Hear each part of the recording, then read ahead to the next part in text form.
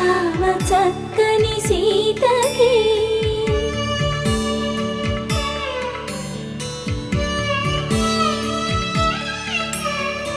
ఎర్ర జాబిలి చేయి